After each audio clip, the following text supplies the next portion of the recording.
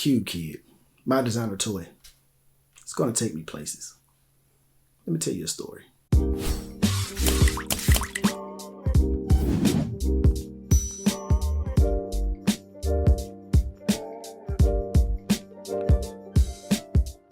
My childhood was all about the 90s. And during the 90s, Nickelodeon was must-watch TV. Rugrats, Wild and Crazy Kids, Rocko's Modern Life, all that. To me, the cast of all that had the dream job.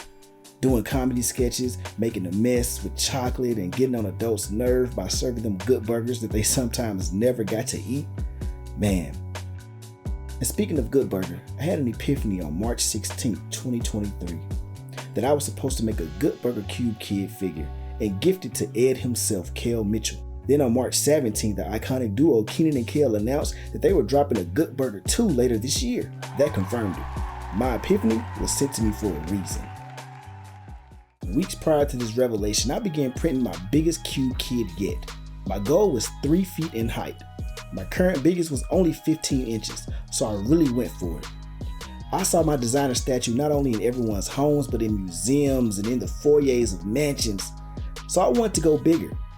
Now with my Elegoo Neptune 3, I can only print so big, so I was going to have to split my figure up into several pieces to accomplish the height that I wanted. 25 pieces to be exact. I also needed to adjust the settings on my printer so I could get faster prints. Total print time for all parts was around 361 hours, and that's about 15 days of non-stop printing.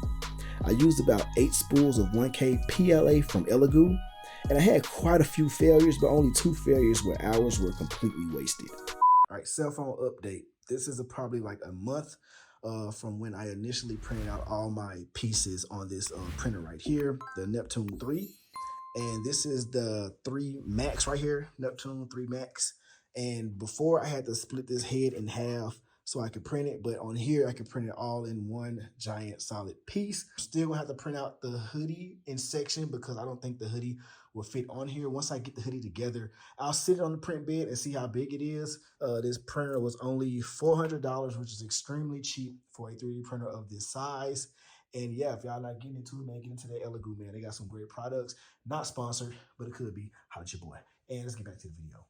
Before gluing these pieces together, I'll start by cleaning up the edges on each piece and removing all of the supports that I kind of left on there. For this process, I'll be using a combination of my nips, some needle nose pliers, my X-Acto knife, my Dremel,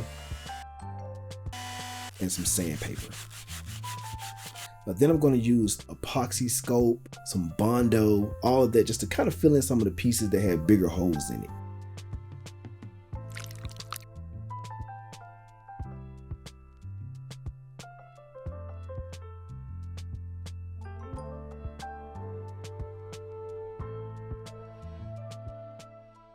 So it's time to prep this guy for paint. I'll start off with an 80 grit sandpaper, then move on to a 120, and then finish off with a 320. Once we do that, it's time to put on the initial coat of Bondo. So even putting the Bondo on my finger and smeared it on the print gets the job done. I found an even better way. I found that if I take the Bondo, put it in a cup, add a little acetone to it, and mix it up, I can take a paintbrush and pretty much paint it onto the print. The acetone evaporates almost immediately, only leaving the Bondo, and it smooths it out as well in the process. So that's just a quick tip if you do 3D print and you have bigger prints and you want to smooth it out. That's a good way to do it. So now the moment we've all been waiting for, joining all these parts together. I'm going to use a glue called 3D glue.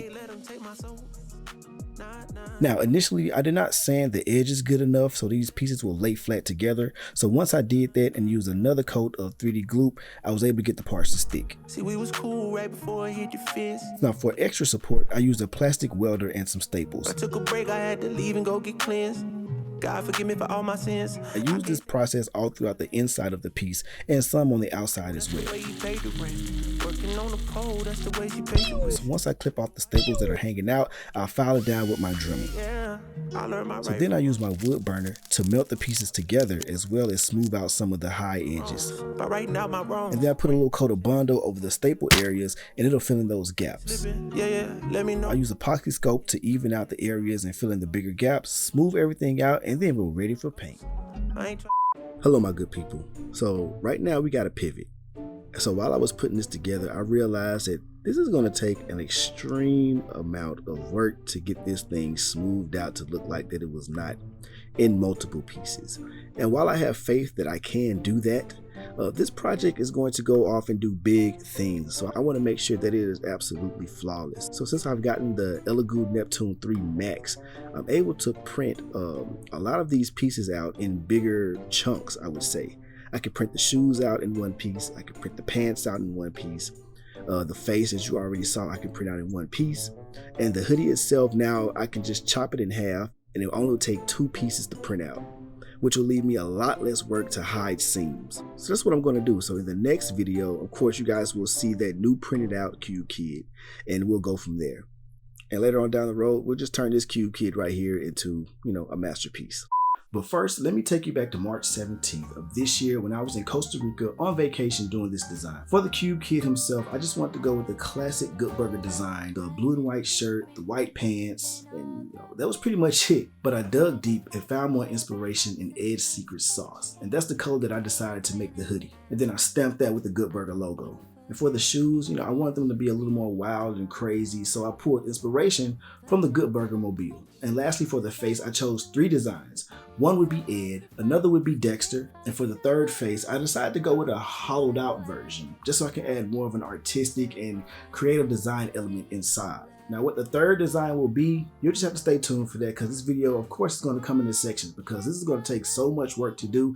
I just didn't want to jam pack everything into one video. And so once this 3-foot Kube Kid is done, I'm hoping that I can get the help of you guys to grab the attention of Keenan or Kel or somebody, anybody with Paramount or something, because I was hoping that I'll be able to deliver this to them in person. And who knows, man, maybe the Kube Kid can find his way on the set of the Good Burger 2 movie.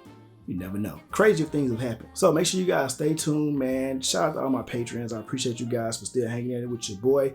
And everything that's given over at Patreon goes right back here to this channel and helps me create more dope things so I can share it with the world. So make sure you guys like, comment, and subscribe to the video, man. Until the next one, enjoy the journey. I'll see y'all.